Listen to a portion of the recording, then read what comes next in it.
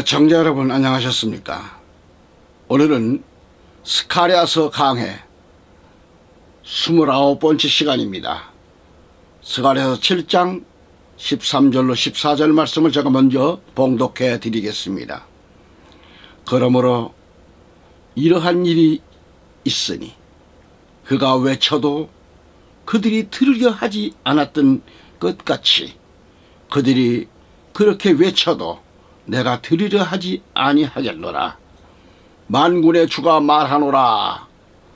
오히려 내가 해오리 바람을 동원하여 그들이 몰랐던 모든 민족들 가운데로 그들을 흩었도다. 이와 같이 그 지역이 그들을 따라 황량해졌으니 어떤 사람도 지나가거나 되돌아오지 아니하였도다. 이는 그들이 이 기쁨을 주는 지역을 황량하게 하였기 때문이라. 아멘. 할렐루야. 전국에서 해외에서 오늘 이 방송을 구독해 주시는 애청자 여러분, 오늘 하루도 전능하신 하나님 사랑과 성령 충만으로 능력 있는 삶이 되시기를 기원합니다. 하나님께서 허락하신 이 스가랴서 7장 이 말씀의 주제가 회리바람을 동원하여 그들을 흩었도다. 부제로 기쁨을 주는 지역은 황량하게 하였도다라는 그런 이 말씀을 선포할 때 많은 은혜가 되시기를 기원합니다. 아멘. 그러면 오늘 은혜 시대에 하나님의 종들은 성령 받으라, 성령 받으라 하고 외치고 축복 받으라고 외치고 있지만은, 그러나 마지막 때는 그러면 안 된다 말이죠. 마지막 때는 계시록 8장 13절의 말씀과 같이 땅에 거주하는 자들에게 화가 있기를 바라노라 하였더라 그랬어요. 이렇게 하신 이 말씀처럼 땅에 거주하는 자들을 향하여 화가 있을 것을 외쳐야 하는 거죠. 누가? 우리 목회자들은 이 시대의 사람들에게 외쳐야 돼요. 또 성도들에게도 외쳐야 됩니다. 외쳐야 돼요. 그래서 여기 스가랴서 6장 1절에서 말한 노산들이 있는데 여기에 네 대의 병거들이 나와요. 네 개. 이 네 대의 병거들이 나오는데 이들을 통해서 하나님의 구속 사역이 어떠한 일을 한다고 하는 것을 종합적으로 8번째 환상이 끝이 납니다. 끝이 났어요. 이것은 지난 그 스가랴 6장 강의에서 언급해 드렸지만 다시 한번 생각하는 그런 의미에서 요약해서 말씀을 드린다고 하면, 스가랴서 1장 8절에서 내가 밤에 보았더니 한 남자가 붉은 말을 타고 있는 것과 그가 바닥에 있던 도금양 나무들 사이에 서 있었던 것을 보니라 그래요. 그런 다음에 그의 뒤에 있었던 붉은 말들과 얼룩무늬 말들과 흰 말들이 이렇게 보니라 그랬습니다. 그렇게 지금 차례도 나와요. 이제 스가랴가 밤에 본 이 환상 중 첫 번째로 저 아래 바닥에 도금양 나무들 사이에 서 있었던 것을 보니라 그래요. 여기서 도금양 나무들 사이에 서 있는 그는 누군가? 이분은 바로 메시아입니다. 메시아. 그리고 여기서도 말들이 등장해요. 말들이. 선지자 스가랴가 밤에 본 이 환상 중에서 한 남자가 붉은 말을 타고 지금 등장을 해요. 붉은 말을 타고 있는 것과 그가 바닥에 있던 도금양 나무들 사이에 섰더란 말이에요. 섰는데 그 뒤에 보니까 뭐예요? 붉은 말들과 얼룩무늬 말들과 흰 말들을 보내라, 그렇게 지금 보여지고 있어요. 그러면 오늘 두 번째, 지난번에 이어서 두 번째로 본 환상은 뭘까? 뿔 4개의 4개와 4명의 목수들이 나옵니다. 자, 18절에 스가랴 1장, 선지자 스가랴가 본 환상은 그때 내가 나의 두 눈을 들어 쳐다보았더니 4개의 뿔들을 보니라 그랬어요. 누가? 스가랴가. 여기에서 이 4개의 뿔은 바빌론을 말합니다. 이집트를 가리킵니다. 메데페사를 가리킵니다. 헬라를 가리키고 로마 등을 가리키는데, 자, 이 4개의 뿔이 이스라엘을 해치면서 대적했던 그 뿔 4개가 산산이 부서지는데요. 이때 4명의 목수가 등장해요. 4명의 목수가 나와서 이스라엘을 그렇게 괴롭힌 뿔 4개를, 이방인들의 그 뿔들을 내어 쫓기 위해서 왔다 그래요. 그들을 내어 쫓기 위해서 왔다, 목수가. 여기서 4명의 목수들은 뭐예요? 네 뿔에 받쳐서 고통을 당했던 이스라엘 민족, 이 이스라엘 민족을 회복시키고 건설하기 위해 등장한 기능공들이래. 기능공들. 이걸 보여주는 거죠. 그 다음에 세 번째로 바라본 이 본 환상은 자기 손에 한 측량줄을 지금 가진 남자를 보더라 그랬어요. 측량줄 갖고 있어요, 손에. 2장 1절을 가보면 스가랴 자기 손에 한 측량줄을 가진 한 남자를 보았는데, 그 남자가 측량줄을 가지고 예루살렘을 측량하러 가는 것이라고 했어요. 자, 요한계시록 11장에 가보면 마지막 때의 종들인 두 증인이 등장하지요. 이 두 증인이 측량줄을 잡고 손에 잡고서 지금 성소와 지성소와 그 안에 있는 그런 자들을 측량한다고 했어요. 그런데 여기서 세 번째 바라본 환상은 한 남자가 측량줄을 손에 가지고 있다고 그랬죠. 계시록 11장에 두 증인과 같이 측량줄을 지금 잡고 있는 장면입니다. 다음 네 번째로 본 환상은 뭐냐 말이죠. 스가랴 3장 3절을 가봅니다. 이때 여호수아는 더러운 의복들로 옷 입혀진 채 그 천사 앞에 서 있었더라고 해돼 있어요. 4절에 그러자 그분이 누구죠? 하나님께서 말이죠. 하나님께서 자기 앞에 서 있던 그런 자들에게 응답하여 말씀하시기를 그에게서 그 더러운 의복들을 벗겨내라 하셨느니라. 그런 다음에 하나님께서 말씀하시기를 보라, 내가 너의 죄악이 너에게서 옮겨지게 하였으니 내가 너에게 갈아입을 의복을 입히겠노라 하셨느니라, 이렇게 돼 있어요. 그리고 수려한 예관을 그의 머리 위에 씌웠고 그리고 그를 의복들로 옷 입혔더라고 하는 이 장면을 선지자 스가랴가 본 겁니다.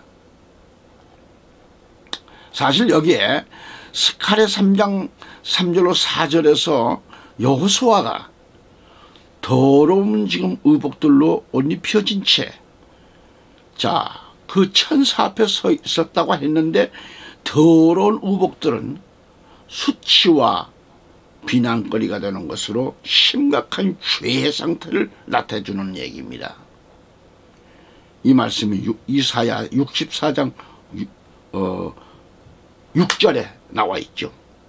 그러니까 이런 의복들로 옷을 걸친 이 여호수아의 모습은 뭐예요? 당시에 죄와 허물로 가득한 이스라엘을 상징하는 겁니다. 이 더러운에 해당하는 이 히브리어의 초임은 가장 간악하고 혐오스러운 성격의 아주 더러움을 표현하는 그런 히브리어 중에서 가장 강력한 표현입니다. 사탄은 바로 정결하지를 못한 성도의 상태를 지적하는 거예요. 이에 대한 하나님의 응답은 바로 은혜로 말미암은 메시아적 그런 사역을 제시하고 있는 거예요. 그래서 하나님께서 자기 앞에 서 있던 그런 자들에게 응답하며 일러 말씀하시기를 그에게서 그 더러운 의복들을 벗겨라 그래요. 벗겨내라. 그런 다음에 하나님께서 그에게 말씀하시기를 보라. 내가 너의 죄악이 너에게서 옮겨지게 하였으니 내가 너에게 갈아입을 의복을 입히겠노라. 입히겠노라 그러셨어요. 그러니까 여호수아가 죄책에 시달린다고 해도 전능하신 하나님의 이 선언은 죄악을 제거해버리겠다. 제거해버리겠다는 것이 그런 말씀이죠. 이처럼 여호수아의 죄를 깨끗하게 하시겠다고 하는 약속은 전적으로 하나님의 은혜에 근거하며 요한계시록 7장 14절에 말이에요. 우리의 옛사람을 벗기고 새사람을 입히시는 것과 같이 로마서 6장 6절과 에베소 4장 2절 골로새 3장 9절 등등을 볼 수 있습니다. 그러니까 하나님은 택하신 백성들의 이 죄를 완전히 사하시는 거예요. 이사야 6장 7절에. 그러니까 구원과 의로 옷 입히실 것이라고 했어요. 이사야 61장 10절에. 그리고 누가복음 15장 22절을 볼고 계시록 19장 8절에 연관되어 있습니다. 그러니까 이러한 일은 메시아의 대속적 죽음에 근거하여 이루어진다는 그런 말씀이 되겠습니다. 자, 다섯 번째 바라본 환상은 뭘까요? 스가랴 4장으로 넘어가 봅니다. 스가랴 4장을 들어가 보면 온통 금으로 된 한 등잔대가 나와요. 등잔대가 나오는데 그것의 꼭대기에 한 대접이 달려있다. 대접이. 그 위에는 그의 7 등잔불들이 쫙 나열되어 있어요. 있고 7 등잔들과 연결된 고리가 있어요. 7 관들이 또 그것의 꼭대기에 있는 것을 보나이다 라고 대답합니다. 그리고 3절에 가보면 그것의 옆에 2 올리브나무가 있는데 우리 개역성경에는 감람나무가 있단 말이죠. 2 올리브나무가 있는데 한 나무는 그 대접의 오른편에 있고요. 그리고 다른 한 나무는 그것의 왼편에 있나이다 그랬어요. 그랬어요. 그렇게 돼 있는데 계시록 11장 4절 가서 보면 땅에 자 하나님 앞에 서 있는 2 등잔대가 나옵니다. 2 등잔대. 여기서 2 등잔대는 2 증인을 가리킨다 이렇게 보시면 되겠고요. 6번째 바라보는 환상이 뭘까? 5장으로 넘어가 봅니다. 5장 1절을 가보면 그때 내가 돌이켜 나의 2 눈을 들어 바라보았더니 날아가는 두루마리 하나를 보니라 그래요. 그랬는데 본문에 날아가는 두루마리 하나를 보니라고 했는데 창공을 향해 이 날아간다는 것은 하나님의 심판을 가리키는데, 이것은요 공의성, 신속성, 시한성을 말씀하고 있는 겁니다. 그러니까 두루마리는 보통 기록된 하나님의 말씀을 가리키는 거고요. 그런데 여기서는 축복의 말씀이 아닌 저주의 말씀입니다. 여기서 두루마리가 날아가고 있다고 하는 것은 저주의 말씀이 하나님께로부터 비롯되었다고 하는 것이고요. 이 저주가 속히 임할 것을 말씀하고 있는 거예요. 이 저주가. 따라서 이 환상은 뭐예요? 이스라엘 백성 중에 남아있는 죄인들, 곧 도둑질하는 자와 맹세하는 자들을 도말할 것을 시사하고 있는 내용입니다. 그 다음에 7번째 바라본 환상은 뭘까? 에파 속에 앉아있는 여자가 등장합니다. 여기에 여자가 등장하는데, 이것은 바빌론으로 이스라엘의 죄가 옮겨간다고는 의미가 있다고 그래요. 그래서 스가랴서 5장 6절로 11절 말씀을 쭉 연결해 보면 에파 가운데에 앉아있는 여자가 나오는데, 그 에파 속에 던져진 여인을 신할 땅으로 옮겨가므로 11절에서 그러나 그가 나에게 말하기를 그것을 위하여 신할 지역에 한 집을 건축하고자 하느니라. 그리하여 그것이 확고히 세워지리니 거기서 그녀 자신의 근거지 위에 위치하게 되리라 라고 하더라 그랬습니다. 말씀을 보았듯이 에파가 옮겨지는 곳은 신할 지역이죠. 이 신할 지역은 어떤 지역이죠? 이 신할 지역은 바로 바빌론입니다. 바빌론을 가리키는 거예요. 그래서 니무롯이 인간의 왕국을 세운 곳이고, 이곳이 그래서 하나님을 대적했던 곳, 바벨탑을 세운 곳, 창세기 10장 10절에 보면. 그러니까 계시록에 가서 보면 계시록에 의하면 그곳은 음녀가 심판받는 곳이라고 계시록 17장 5절은 가리키고 있어요. 그 바빌론이 마귀들의 거처와 이 마귀들의 거처와 각각의 부정한 영의 요새와 각각의 불결하고 증오스러운 새의 세장이 되었도다라고 계시록 18장 2절은 가리킵니다. 한편 여기서 집과 제 초소는 산당을 가리켜요. 산당, 신전을 뜻합니다. 그러니까 바빌론에 생길 악의 거처는 바로 특정한 지역에 존재하는 우상숭배지를 뜻하는 것이 아니라 악이 완전히 제거되어 하나님의 백성이 거주하는 곳과 분리될 것인 것을 밝혀주고 있는 거죠. 그 다음에 8번째 바라보는 환상은 뭘까? 스가랴서 6장 1절로 넘어가 보면 두 산들 사이에서 4대의 병거들이 나와요. 4대의. 그 산들은 뭐예요? 바로 놋산들이었습니다. 놋산. 8절에 가보면 여기 등장하는 이 4대의 병거들은 하나님의 4병거를 말합니다. 여기서 붉은 말들을 뒤따른 흰 말들은 북쪽 지방으로 달려가요.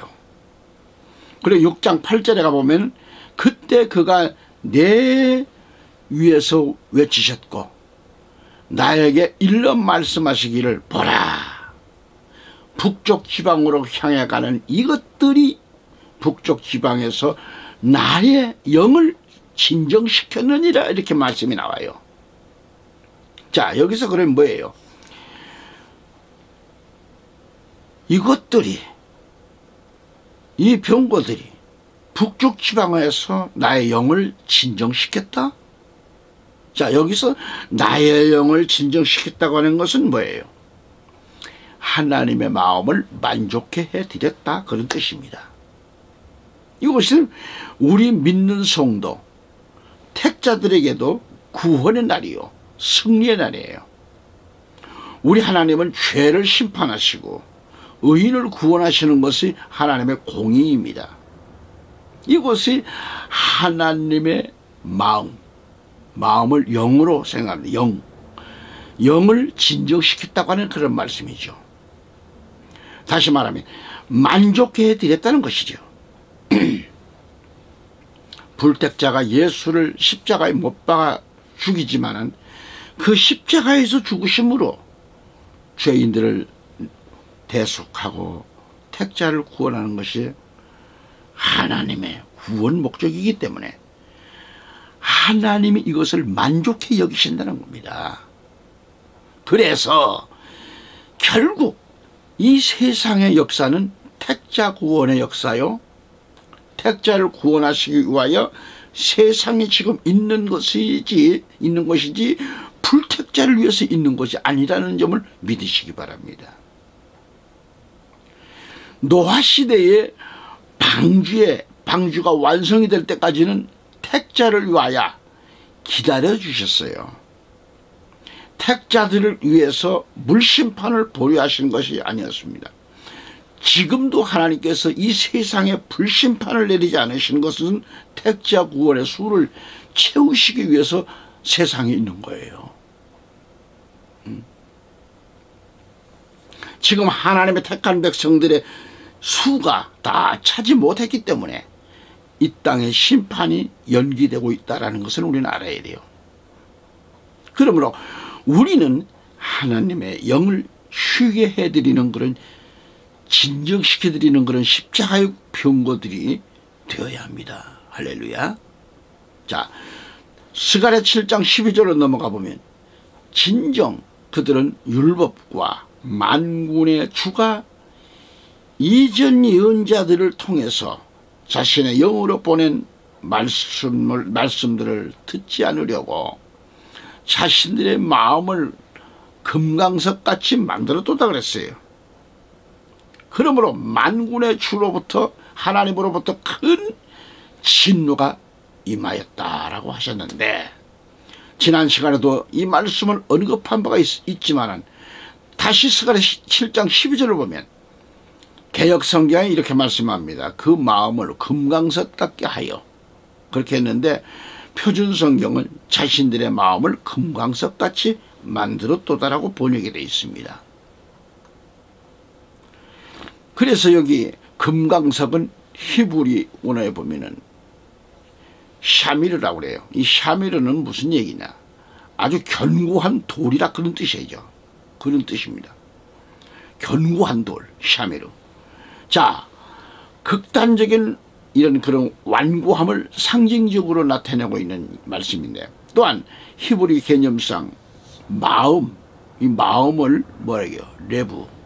이 마음이 전인격에 처소라는 점에서 본 그런 말씀에서 본 구절은 그 마음을 다시 하나님께로 돌이켜려 하지 않았다. 하나님께로 그 마음을 돌이키지 않았다 이 말이죠.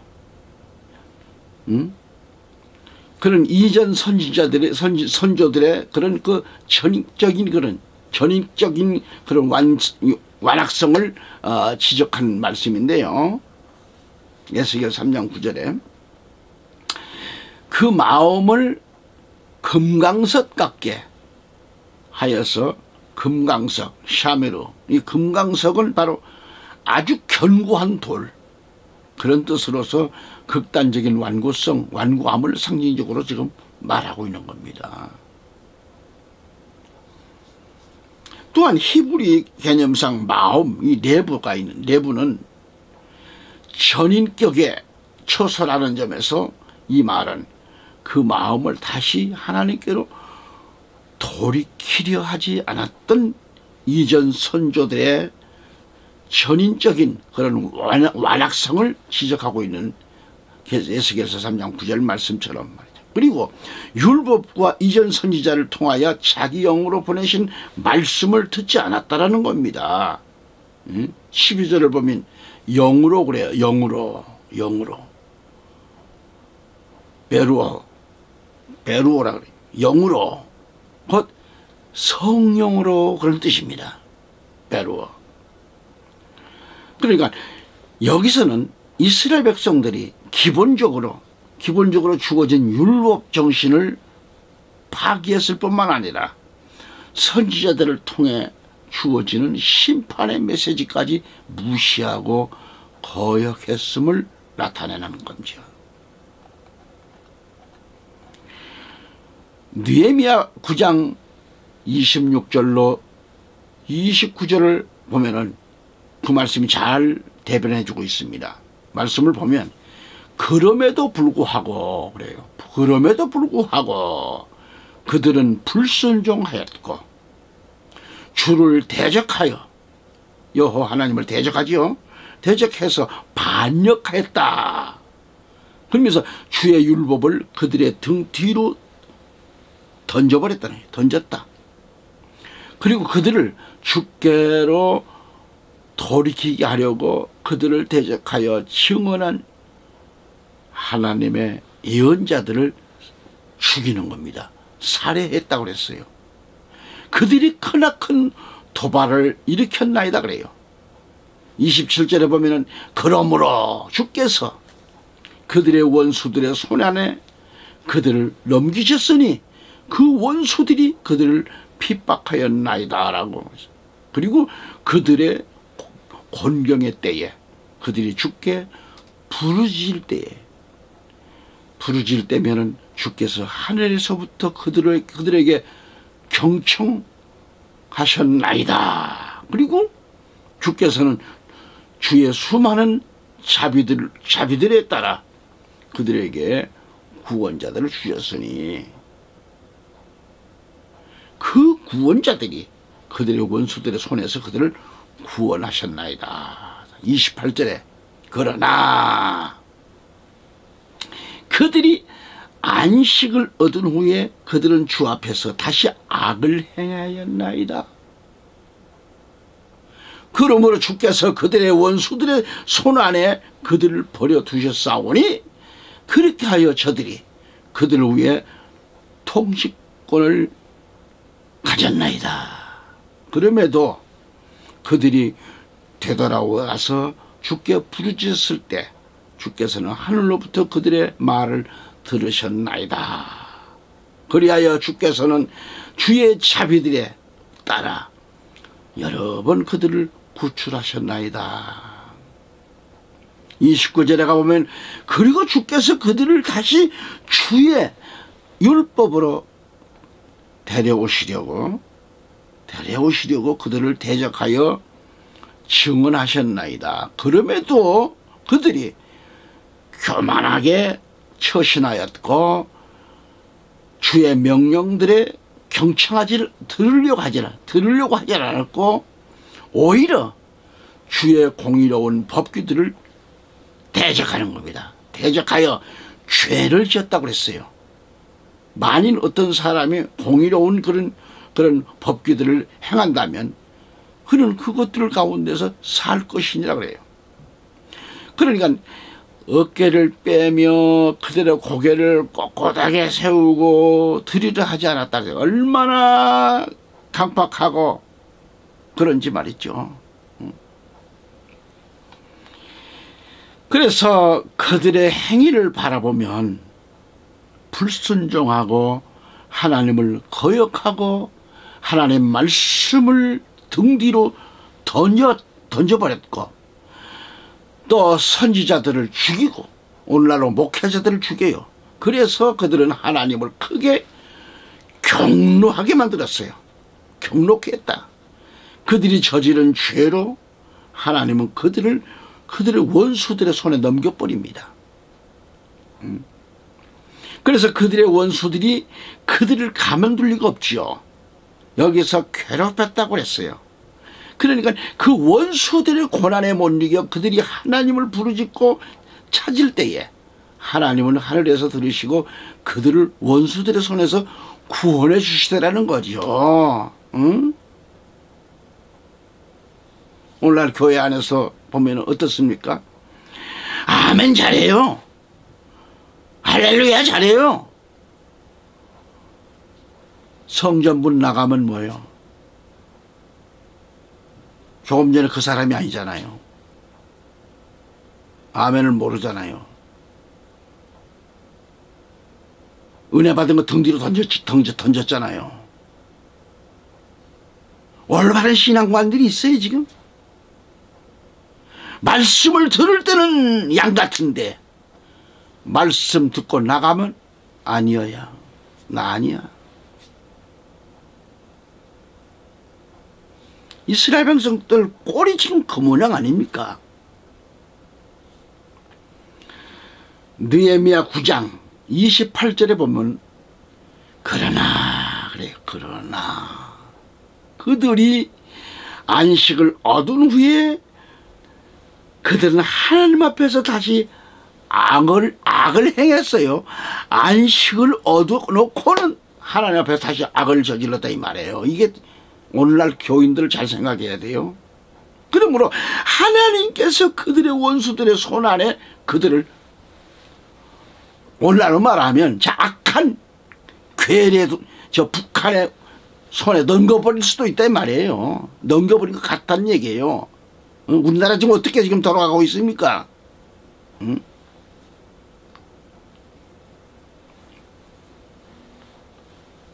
세상에 악한 것 두는 것은 하나님 백성들을 사랑하셔서 매질하시려고 두시는 거예요.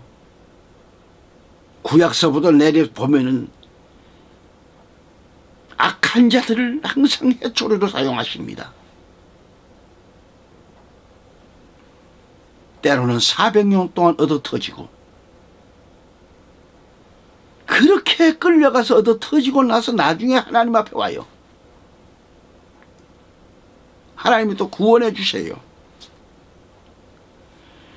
느헤미야 지금 9장 28절을 말씀드렸듯이 안식을 얻었어요.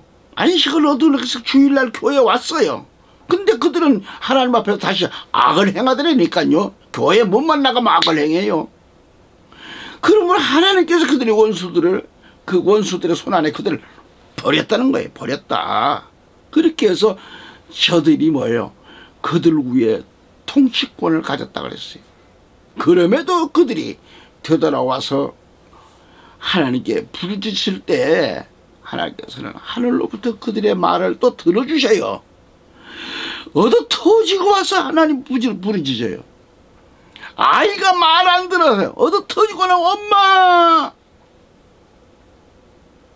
치마폭에 안겨요. 그러면 또 용서하잖아요. 그 똑같아. 하는 행동들이 하늘로부터 그들의 말을 들으셨나 됐어요.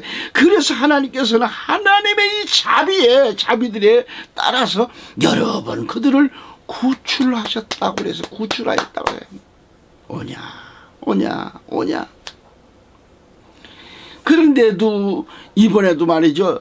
등 따뜻하고 배가 부르니까요. 그들은 또다시 교만하게 행하면서 주의 계명들을 경청하지도 않고 주의 명령들을 거역하여 죄를 또 지어요.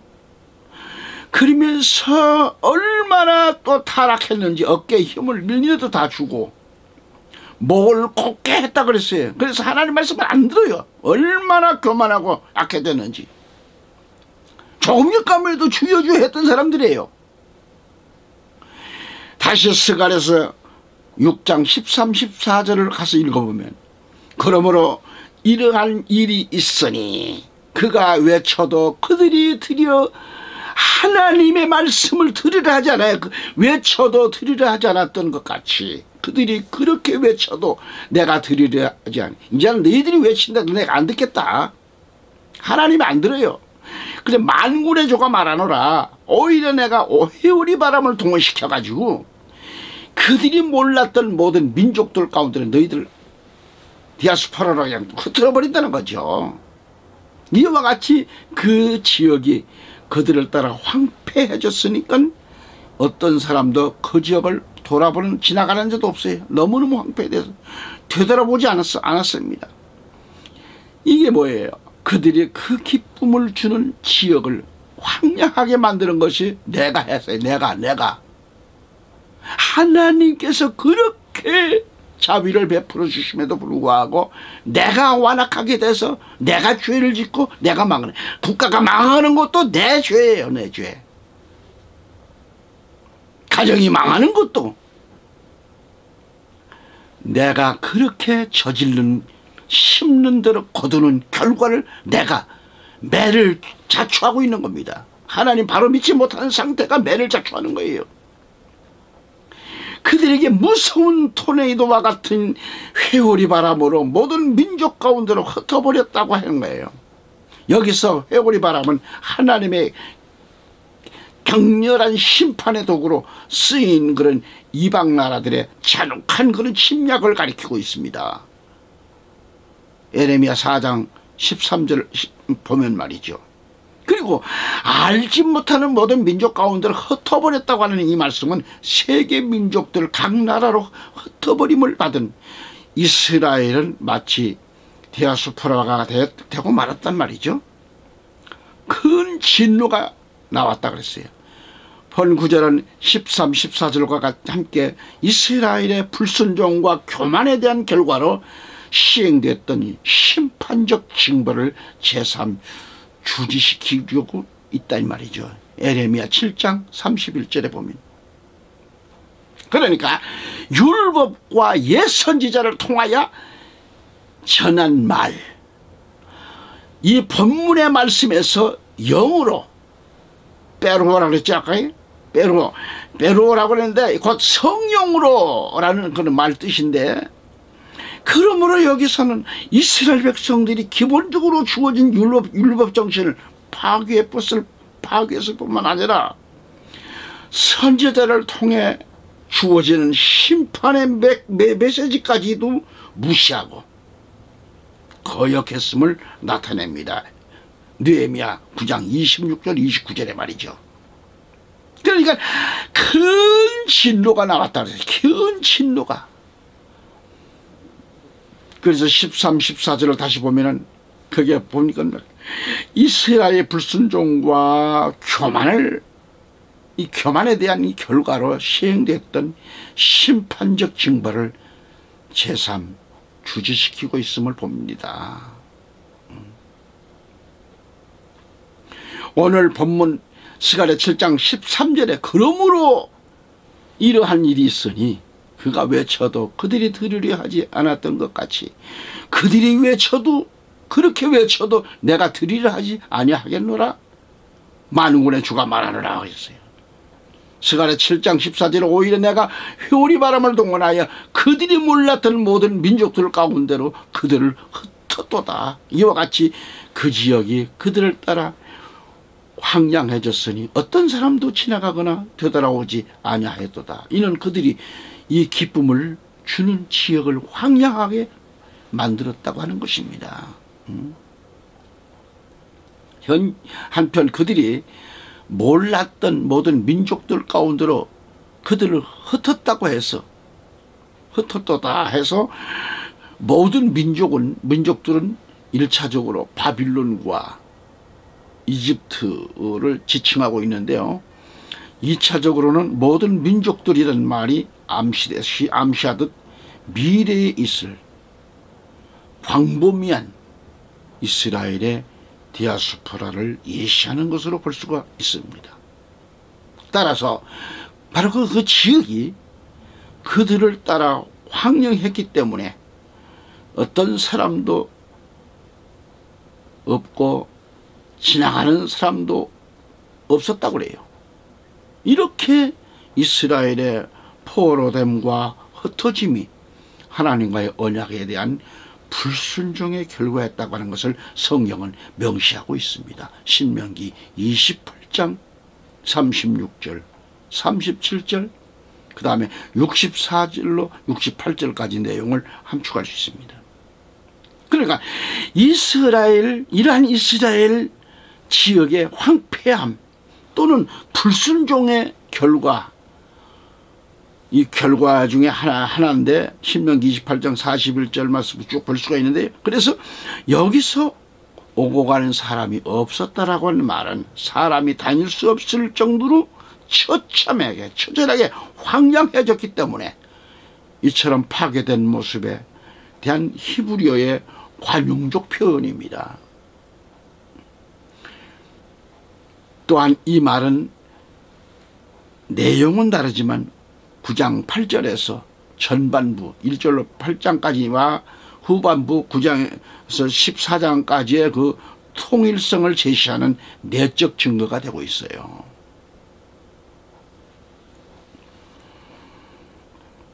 그들이 황량해졌다고 하는 것은 이스라엘 자신들의 범죄로 말미암아 자신들의 땅, 팔레스타인, 아름다운 땅, 시편 106편 4절 24절과 예레미야 3장 19절에 말했듯이 이 땅이 황폐하게 되는 것은 하나님의 심판적 징벌을 자초했더라 이 말이죠. 그래서 스가랴 선지자는 이러한 불순종과 그 결과인 심판의 징벌을 제시함으로써 순종과 회개가 수반되지 않는 신앙적 삶은 무의미합니다. 그러한 신앙적 의식의 결과는 처참한 징벌뿐이라 하는 사실을 주지시키고 있습니다. 스가랴 1장 1절로 6절까지 보면. 그래 이로써 그는 금식의 준수 여부에 대한 사람들의 질문에 대해 보다 근원적인 답변을 제시하고 있다고 했습니다. 여기서 하나님의 거듭되는 말씀을 듣기조차 거부하며 철저히 불순종한 이스라엘 백성들이었지만 막상 환란이 닥치니까 그들은 누구보다도 열심히 하나님께 부르짖으며 도움을 간구하기에 이르렀다. 예레미야 2장 27절에 보면. 하지만은 예루살렘 멸망과 바빌론 유수는 하나님께서 그들 가까이 계실 때에 하나님을 찾지도 않았고, 이러한 이스라엘 백성들에게 닥친 이 하나님의 심판이 임했어요. 하나님의 그 심판은 돌이킬 수 없는 대재앙이 되고 말았다고 하는 것입니다. 이스라엘 백성들이 그렇게 외쳐도 이는 때가 지났어요. 이제는 때가 지나요. 하나님께서는 이스라엘 백성들이 그토록 목을 놓아 부르짖고 외쳐도 하나님은 내가 들으리지 아니하겠노라 이렇게 선포합니다. 나는 이제 안 듣겠다. 이 시대를 살아가는 우리는 이스라엘의 이러한 역사를 통해 크게 교훈을 삼고 우리는 지금이 은혜 받을 만한 때고요, 구원의 날이라는 것을 명심해야 하겠습니다. 고린도후서 6장 2절 말씀대로. 또 회개를 미루시는 분은 없나요? 지금 세상 살아가면서 배부르고 등 따뜻하다 보니 지은 죄 회개할 필요 없나요? 배불러서? 그래서 회개는 아무것도 아닌 것처럼 내 배부르면 되고 내가 있는 건 많은데 뭐가 아쉬워서 회개하느냐? 그러시나요? 아니에요. 그까지 있는 거 그거 하루아침에 훅 불어버리면 아무것도 안 남아요. 응? 오늘 말씀을 들으셨는데 회개를 미루지 마시고 돌이켜 망령되고 허탄한 모든 것을 버려야 합니다. 오직 주 안에서 경건에 이르도록 힘써야 된다는 것. 바울이 말한 대로 디모데서 전서 4장 7절에 그랬잖아요. 이스라엘에 내려진 이 하나님의 심판은 14절에 잘 나타나 있습니다. 하나님께서 회오리 바람을 동원하여 그들이 몰랐던 모든 민족들 가운데로 그냥 흩어져 버리는 거예요. 무서운 토네이도와 같은 강한 바람을 동원시키는 거예요. 그리고 모든 민족들 가운데로 즉시 세계 각국으로 흩어버리는 거예요. 디아스포라가 되게 만듭니다. 그리고 이스라엘 지역은 사람이 살 수 없는 황량하게 만들었다 이 말이죠. 그래서 사람들이 살 수 없는 땅이기에 지나가는 사람도 없고 다시 돌아오는 사람도 없다고 하는 겁니다. 이렇게 된 근본 원인이 뭐예요? 평화롭고 기쁨을 가득한 이스라엘 민족들이 이제는 기쁨도 말라버린 황량하게 됐다고 하는 것이 바로 스가랴 7장 끝부분이 14절의 내용입니다. 그토록 아름다운 토지, 하나님께서 주신 땅, 이스라엘 민족 백성들이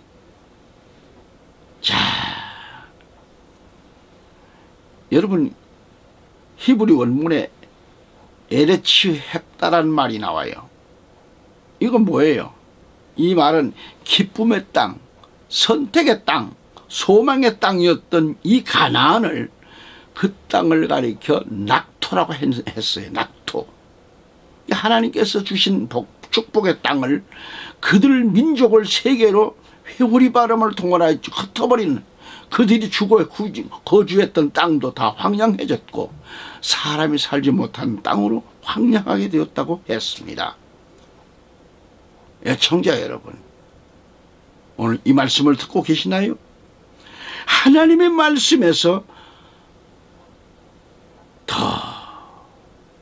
너나 나나 인본주의적인 삶을 살기에 급급해 있는 우리 한국 교회와 성도 여러분, 오늘 우리에게 주신 이 심판의 전조로 이해하시고 오직 주 하나님만 바라보시고 경건한 삶으로 예배에 바로 설 수 있기를 우리 구주 예수 그리스도 이름으로 축원합니다. 다음 시간 또 만나 뵙기를 원합니다. 감사합니다.